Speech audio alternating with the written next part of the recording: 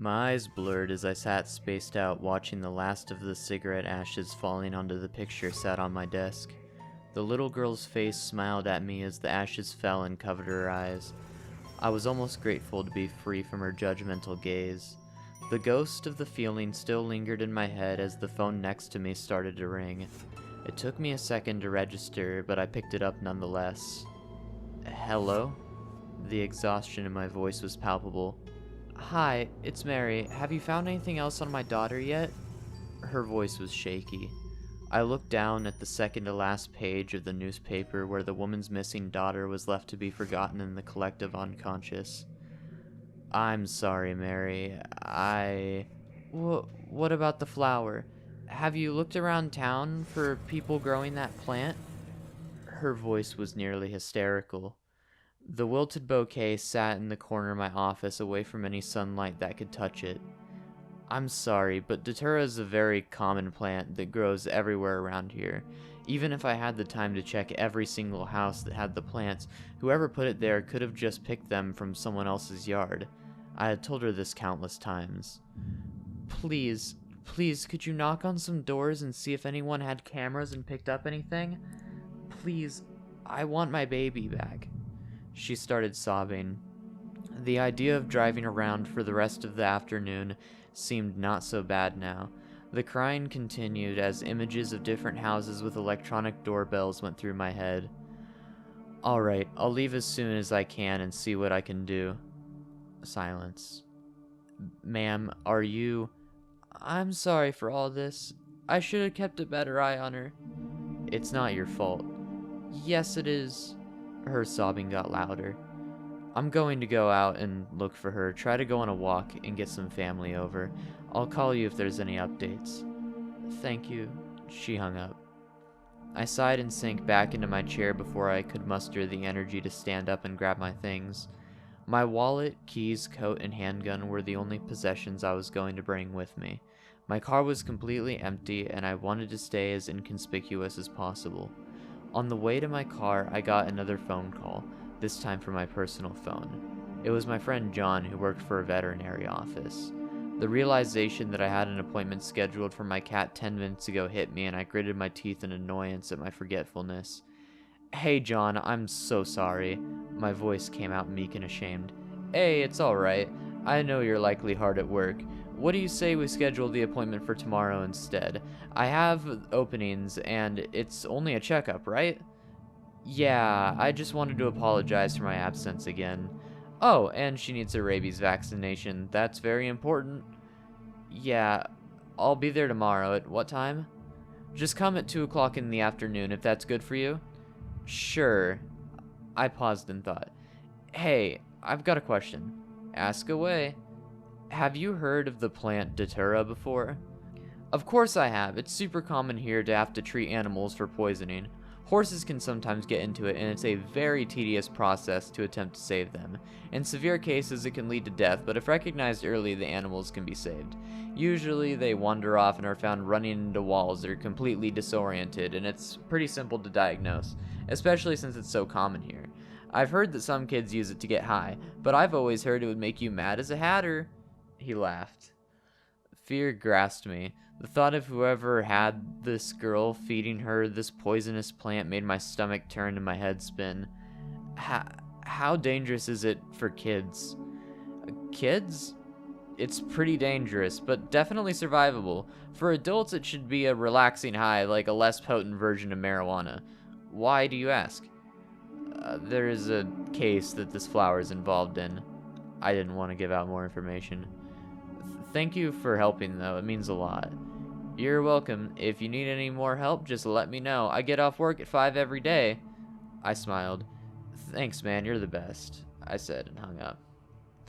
The first house I went to was a decrepit townhome with an overgrown lawn. I sat outside for a minute observing my surroundings. There was a single car parked in the grass. On the side of the house was a Datura stramonium bush that climbed the wall and sprawled along the yard. I walked over to the mass and plucked one of the flowers, the devil's trumpet. The flower was white, faintly brushed with purple along the edges. Each trumpet-shaped bloom opened upward, 5 sharp points lined the rim. I slowly tore it in half, but there were no seeds in the middle. I turned toward a slightly more exposed patch that was completely dry. The reflection of the roof from the afternoon sun beamed directly on this patch of dirt. There was a section of the plant that had crawled to it and wilted from the heat. In that patch were small spiked pods. I picked one up, pulled it open, and plucked the seeds and put them in my hand. Could the child have ingested these and wandered off? Worse thoughts crossed my mind. What if they were forced down her throat by some sick man? I wanted to gag. They were too small to look dangerous. Before the rational part of my brain could stop me, they were already in my mouth. There was no turning back now. My brain had already chosen the punishment it knew I deserved, like it always did. I crossed the yard back to the door and knocked. A large, greasy man opened the door and scowled at me. "What do you want?" he bellowed. I looked him up and down. My eyes lingered on the disgusting protrusion of hairy stomach fat that couldn't be contained by his shirt. I took in a deep breath through my mouth to avoid inhaling any more of the smell of grease and body filth that emanated from his doorway. "Hi, I'm here looking for a missing person. Have you seen anything strange or out of the ordinary?" His demeanor didn't change, and his annoyance seemed to grow more. I could hear the sound of slashing in a video game behind him, and then what was likely a death sound. His eyes grew bigger, and he yelled, "Damn it! No, I haven't seen anything like that. Do you need anything else, Mr. Officer, or can I go?" "No," I sighed. "You're good." At that, he closed the door in my face. I drove to a couple more houses, each not taking more than 5 minutes. The dryness in my mouth and the faces of the people I talked to weighed down on me, each giving me a look of disgust and displeasure, a few giving a bit of worry. One woman even wanted to ask a bunch of questions about the case, but I grew restless and told her I needed to leave. Each house was a dead end that I marked off on a small map of the town I carried with me. Each person I talked to gave no signs that could have been considered suspicious. My mind went to the worst and imagined they could have just left town with her. I tried not to visualize the terrible things that popped into my mind. Flashbacks of cases I had in the past that ended terribly, completely innocent lives taken by men with no motive, the bodies in gruesome conditions, faces contorted into grotesque screams till their last breath. My heart raced, and I couldn't breathe right to slow it down. The faces, the screams in my head caused ringing in my ears. My vision was beginning to blur from the overstimulation, and I pulled over to the side of the road to stabilize myself. I laid my head onto the steering wheel and tried the short, calming strategies that I was taught in therapy to bring me back to earth. After a couple of minutes, I was able to look up from my lap and gather my surroundings without it being too much. I had pulled off in a small neighborhood with nicer middle-class homes on each side. Each house had trees blocking their neighbors, and on the right side a forest stretched beyond the yard of every home. Shadows seemed to dance in the darkness of the trees, taunting me for not being able to achieve anything. I was still as lost as I was when the case started. I opened my door and stepped out of the car.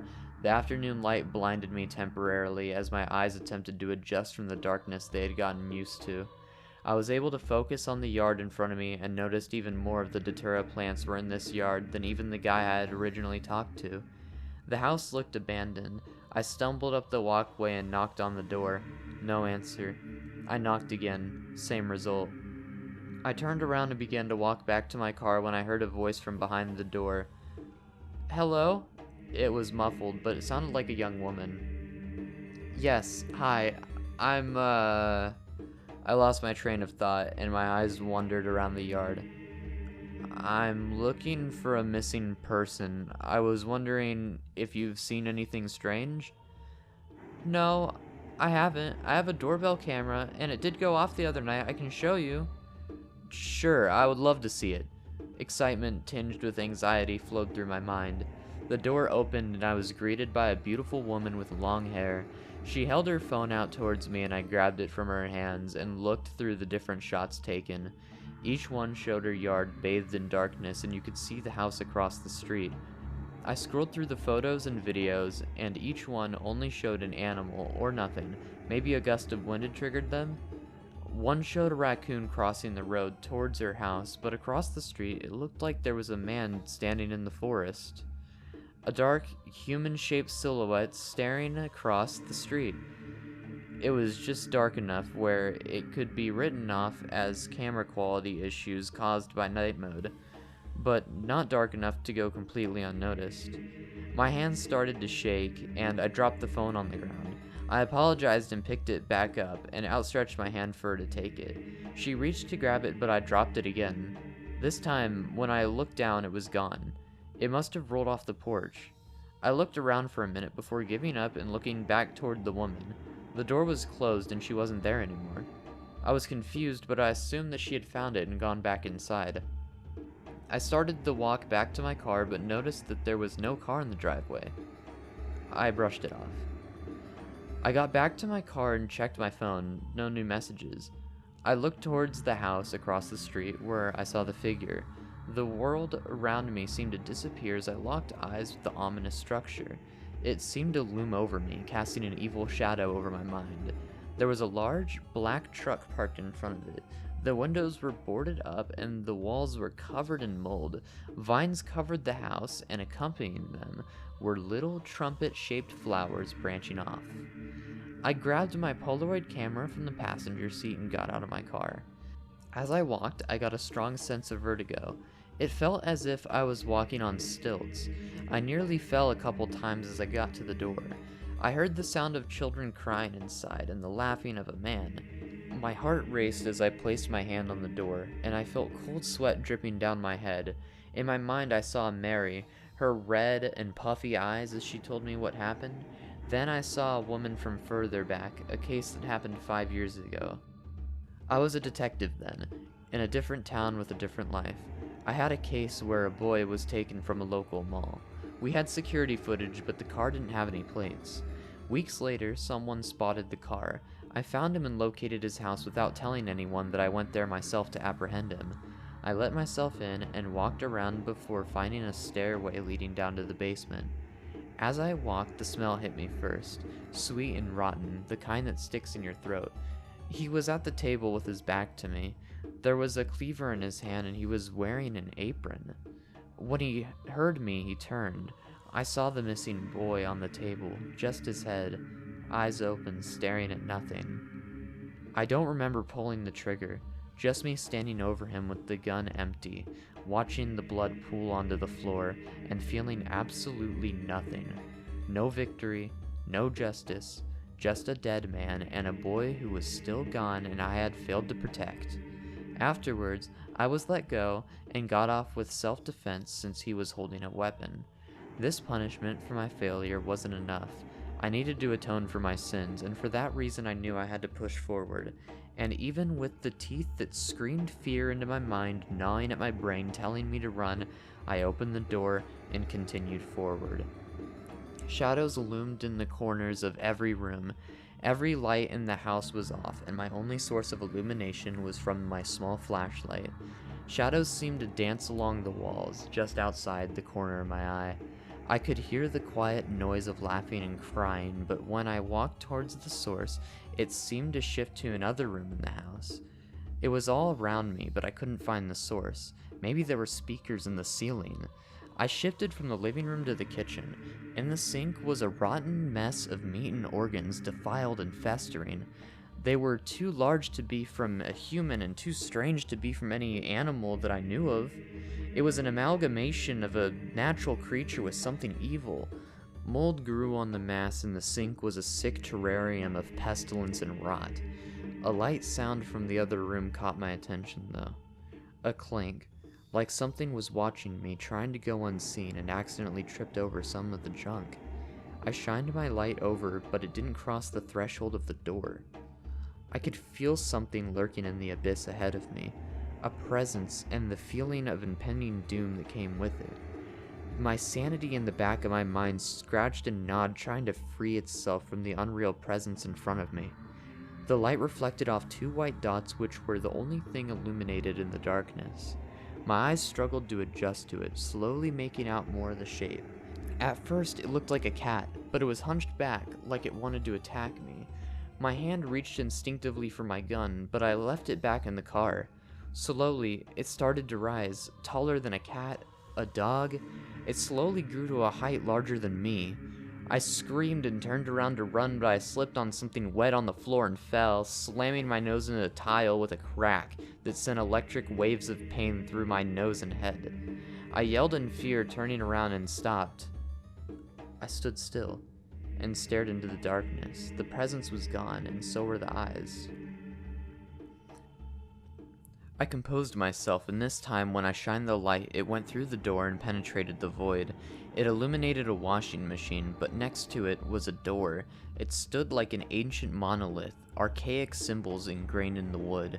The tension in the air grew thicker and my chest became tighter, and with each step breathing became more difficult as fear washed over all of my senses. I wrapped my shaking hand around the knob and pushed it open, revealing a staircase leading downward into a room that my mind screamed at me to run from. I stood staring down at the place I was destined to go. The incessantly loud ringing drowned out any sound coming from below.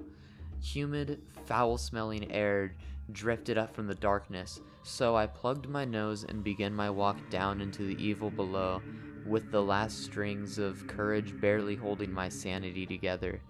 Each stair down was just another step that paralleled my descent into madness. Once I arrived at the bottom, my light illuminated the room around me. The walls were gray concrete, barren of any decoration. There was a stained mattress in the corner with a plate next to it.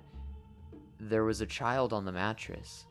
I inched closer, but saw that this kid wasn't the one I came here looking for. This was a boy. I tried to register his features, but his face seemed to blur and smudge, and it intensified the longer that I looked. I walked closer and noticed his arm. It was outstretched and pointed at something on the opposite side of the room from him. His eyes seemed glazed over, like he had been in that position for a long time. I looked to where he was pointing and noticed that this wall was clean. The rest of them had dirt, cobwebs, and other things caked into them, while this one was completely empty of any filth. It was as if the cement had just dried. I walked towards it with my arm outstretched to feel its smoothness. As I got closer, the surface rippled and moved. What was in front of me wasn't a wall. It was the open jaws of an impossibly large being ready to snap closed around me. I wanted to turn back, but I wouldn't falter. I took another step forward, and my hand went right through the cement into somewhere unseen. My intuition knew that she was behind whatever this thing was, but it also screamed at me that there was something else lurking, and I didn't want to learn what it was. With another step, I passed through the veil and to the other side of the unknown. The first thing I noticed was the smell. The iron-flavored air weighed down on the atmosphere, tinting the area in an orange glow. The room in front of me was like an empty living room. The skin-colored walls were empty of any decoration, and so was the floor. On the other side of the windows was just more wall. The light fixture in the room was normal, but it was also lacking any outstanding color, and the bulbs were fluorescent instead of warm as you'd expect. The air was filled with whispers flying past me, trying to grab at my mind, spiteful things telling me I'd never escape from this place and that I was in danger. There were 3 doorways, and I turned to the one to my left and walked to the next room, taking pictures as I went. It was a different size and shape, but the interior and strange windows were all the same. My legs felt akin to hardened cement. As each step, my muscles became more and more stiff. I was unimaginably thirsty. The dryness in my throat caused me to cough, and once I started, I felt like I couldn't stop. I fell to my knees and stared onto the floor as it seemed to move below me, flowing like a river underneath the palms of my hands. The world vibrated with each exhale, and I tried to gather my thoughts, but my senses slipped away from me with each passing second as the voices screamed louder. The coughing subsided, but the stress didn't. The past minutes had felt like a dream, and now I was awake again, but barely. I could barely understand my surroundings, but in the back of my mind I knew I didn't want to. My spiraling thoughts were interrupted by a scream. I stood up and looked around. This was louder and more real than the ones in my mind had been. Another, this time coming from what seemed like a couple rooms away to my left. I stood up and ran towards it, clumsily bumping into walls as I went. They bounced back and forth to the beat of my heart, which only got faster and more frantic as I rushed towards the jagged sounds of unimaginable pain. I couldn't let myself be too late again. I pushed through my own feelings of muscle cramping and dehydration as I came to another room. Here was different. The floor near one door was stained with a dark red blood trail that led where the screaming was coming from. I busted through the threshold and stopped in my tracks to take in what laid in front of me. Thin, black arms, completely dark, even under the bright fluorescent glow. Jagged white teeth that would fit in a deep-sea creature, not anything walking. Red, sunken holes for eyes that pierced me as I stared at them. It was morbidly thin, and its claws were like razors. Razors that clawed slowly at its victim like it was enjoying its time. The source of the screams was who I saw next. Blood covered the person, making it hard to see any defining clothes or features. They should have been dead, at least passed out, but through the blood, I saw their eyes. They were completely lucid, tied to this world by something I didn't understand. I heard more cries. In the corner to my left was the girl I had been searching for. The man in front of me must have been the victim to this horrible torture. My mind was a bit relieved by this revelation, but nothing could calm me from the state of pure panic I was in. I was still as a statue. I didn't want the monster to notice me, but I couldn't leave her there with it. One voice in my head above the others screamed, "Go!" It was as real as words spoken directly into my ear. I ran forward and picked her up into my arms and immediately turned on my heels to run. The thing took its attention off the screaming man and looked at me as I ran out of the room. I shielded her, using my shoulders to save her from the collisions I was making with the walls as I sprinted as fast as I could. I tried to remember the path back to where I'd come in. Doubt seeped further into my mind with each turn I took. Racing thoughts yelled and cried louder as the creature got closer to me. With each step I took, it seemed to double its distance, but it was slow around corners as its stature was at least double of my own. Just as I thought I was completely lost and it was too close for me to escape, I came across a familiar room. It was the one I had initially entered. I rushed through the threshold of the door, but it caught my leg and I fell forward. I was able to turn my body to avoid falling onto the child in my arms, but I slammed the back of my already dazed head onto the floor. It sounded like a gunshot and the pain was instant. It pulled me towards it, but I kicked and thrashed my way out of its grasp. As soon as I got free, I sprinted as fast as I could towards the wall and out the other side. Just as I thought I was in the clear, there was a sound, and I turned around just in time to see its long hand grab my face. I screamed and dropped the girl onto the floor, and she ran up the basement stairs. The evil monstrosity tried to follow her, but I couldn't let it. I jumped onto it when its back was turned and started grabbing at anything I could and punching it. It tried to get me off, but my strength was fueled with delirium and spite. As it fought harder trying to get me off it, my grip only grew stronger. It fell to the ground facing me and tried to use its hand to shield its face as I threw my fists in wide arcs down onto its hideous face. With each crack of my knuckles against its skull, the screams sounded more vivid and his hand slowly stopped fighting mine and fell to the side. I kept going, each punch reverberating with a crack. I grabbed him by his hair and slammed his head into the ground a few times before he was completely still. I stood up, and laying in front of me was the bloody man from the other room. This wasn't the monster I had seen. Confusion mixed with nausea flooded my brain. How was this possible? There were no visible cuts, and the blood came from what I had inflicted. Hands shaking, I grabbed my phone and called the police station to tell them what happened. In the time waiting for them to show up, I looked for the boy that had been on the bed, but I couldn't find him. I hoped he had just ran home once he knew that he was able to. As for the girl, she was just waiting on the top of the stairs crying. She looked at my blood-covered hands in fear, but I got to her level and told her everything was okay. The police came soon and picked her up. They didn't seem to even notice that the man had been killed by my hand since they didn't ask me any questions. Still in a dream state, they took the girl back home and left as quickly as they came. Just as everyone was done, I walked outside and went to my car. I was alone now. I lit a cigarette and stood against my car door. I looked at the still developing Polaroids I had taken of that strange space. The ashes from my cigarette fell onto the completely gray picture. I took a drag and it seemed to slip through my fingers. When I looked down, it was nowhere to be seen. My attention focused back onto the picture. Why hadn't it developed? Thank you so much for listening to my story. I don't write these very often as I'm inflicted with chronic migraines. I'm hoping that since I've been feeling a bit better, I'll be able to make more of these for you guys. If you guys enjoy, please make sure to give a thumbs up on the video, and if you can give those hype points, those are sick. I hope that you have a good night and a good day, and you sleep well. Thank you.